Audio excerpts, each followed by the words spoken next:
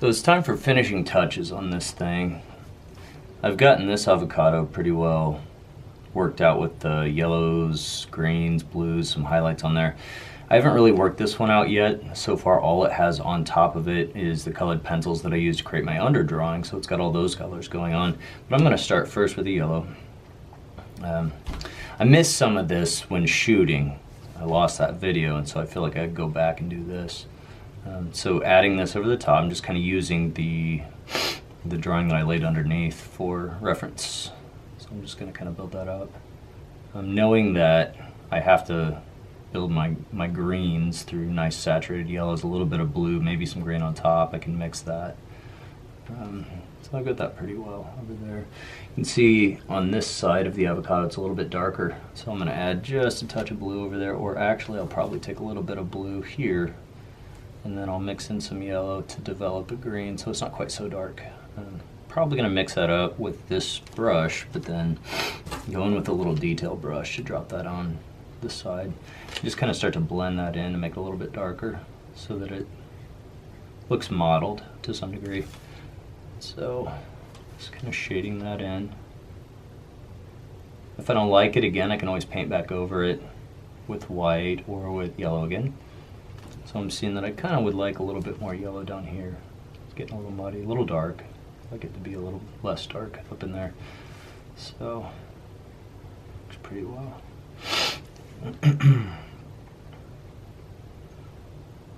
Again, you just should work on one part of this at a time. You can't really do the whole thing in terms of blending, so I'm just focusing on this one area right here for now. Come through here a little bit with some darker colors. As I'm looking at my subject here, I'm seeing that this should be darker as well. So I'm actually going to lay a lot of yellow in there on top of what I had before. I'm going to get some blue a little bit with this detail brush and just kind of start drawing that over the surface. It's easy to say, oh no, it's ruining things, I need to stop, but if you keep blending that, you're going to end up with a darker green as such. That's why we did the practice in the beginning of this whole thing, so that you could kind of practice blending those colors, mixing those colors and making them so that you feel like you're more confident with that. This should be a little lighter, I'm seeing, so what I'm going to do now is clean my brush out. I'm going to bring a little white over that just to kind of stop it back out. I want to keep that from spreading.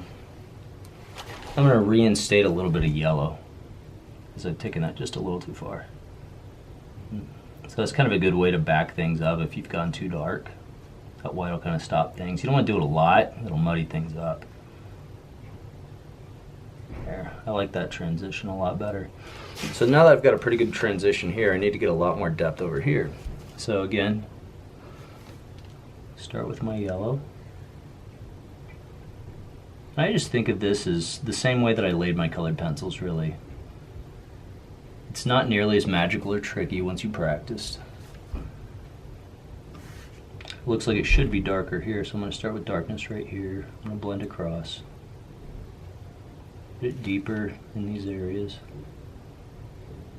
While that's wet, I'm going to go ahead and add just a touch of brown to that area, just to really darken that spot a little bit more. Clean my brush out a little bit. I'm going to add just a touch of red to that area as well to create a nice rich depth in there. I just want to blend that. So I've got that red in there, I'm going to clean out my brush once more. Notice I do that often, and I move quickly so that this color in here doesn't dry on me. Then I can start to blend my yellow back into that so it doesn't look so weird, like, oh, what's this weird little red kind of brown spot, you know. We want that to blend in with everything else and just look like a darker area. Clean my brush out one more time. I'm going to come back to this area. I'm going to start modeling with a little bit of blue in there. Just a little blue here. Looks like I need to probably get some up in here. We want to try to shade with color as much as possible. It's really uncomfortable for people, but I think when you were practicing shading with black on top of color, hopefully you realized that using color to shade is a much more rich look. Being careful here because I don't want to mess up my contour on the outside. I also don't want to push it too dark. I want to make sure it's darker on this side like that, right? But not too dark. And so I'm going to come in here and probably pull just a little bit more of that blue around the edge. Smooth it out. I'm going to add a lot of yellow to that and get it blended. This is all about using yellow and blue, and then some browns and reds in the darker areas to kind of work with those shading spots. Pretty happy with that. I'm going to call that good. So I'm going to go in here now. Grab one of my other brushes, a little bit bigger brush this time. Excuse me. I'm going to go ahead with some blue. Blue should be the darkest to start with down here. Then I need to make it much darker than that. So looking at this, feeling like maybe I'll drop a little bit of red in there, because I'm shooting for like a violet, looking for a violet in there. So I'm mixing some blues and reds together. I'm trying to keep it in that one darker spot.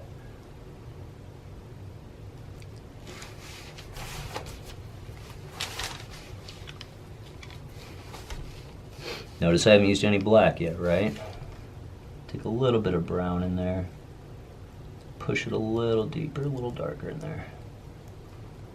As I start to come out to this other side, I'm going to allow that brown to get a little lighter, because it should be lighter on this side. In fact, I might have to really change that color up a lot. Looks like I probably need to use one of these brushes. Nice clean brush.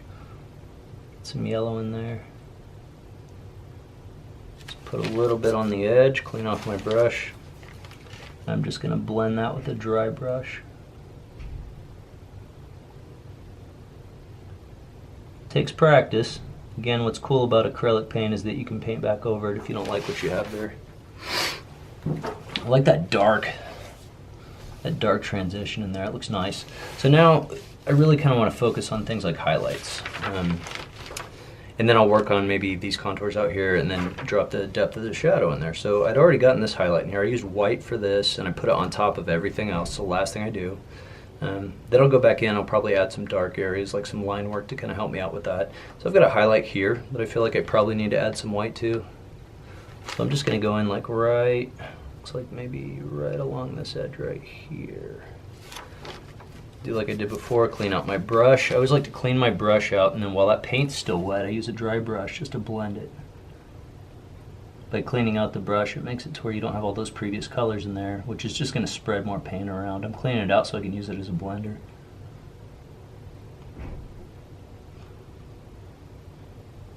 I feel like that's popping pretty well. It's coming out of there nicely.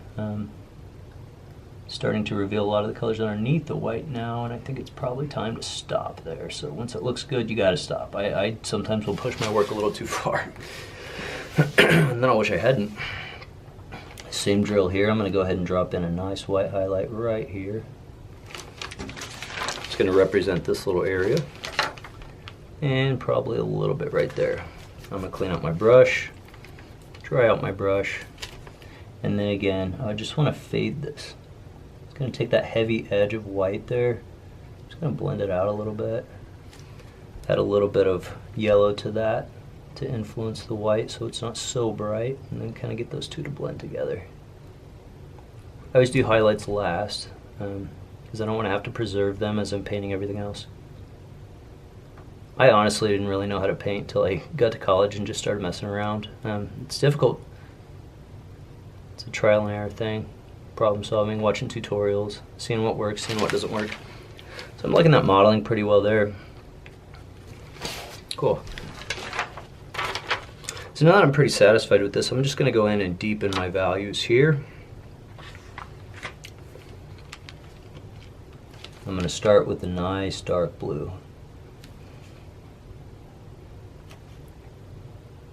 And I'm going to build up that shadow without black. I'm going to use blue. I'm going to put a little bit of red in there. Shoot for that violet color again. I want to be pretty faithful to the idea that I've only got a little bit of a shadow out here, so I'm just going to add just a touch right there. Might have to add more blue out there as such. looking pretty good. I'm gonna bring this over, stop at that contour because I know I don't want it to go over that other avocado necessarily. Okay. Adding a little red here. Hello. What's up? Just doing a little painting tutorial. I'm almost done. So same as the other avocado, I'm going to start adding blue and red underneath in the shadow rather than black. I will come back later with a touch of black and just crisp things up. Last thing I do after the highlights. But again, we're shooting for violet underneath there. It's really what we want to get for that dark shadow. We want something that stands out from the brown, something that defines the contour of the outside of the avocado. So that violet's a perfect color for that. Okay. Pretty pleased with that. Again, I'm going to go in here after I finish shooting, and I'm going to just clean up the contour a little bit with some black, a detail brush. I'm going to get in here, maybe deepen this just a little bit more. And I think I'm done. I'm going to sign it and date it. Good luck. Happy painting, ladies and gentlemen. It didn't sound like it stopped.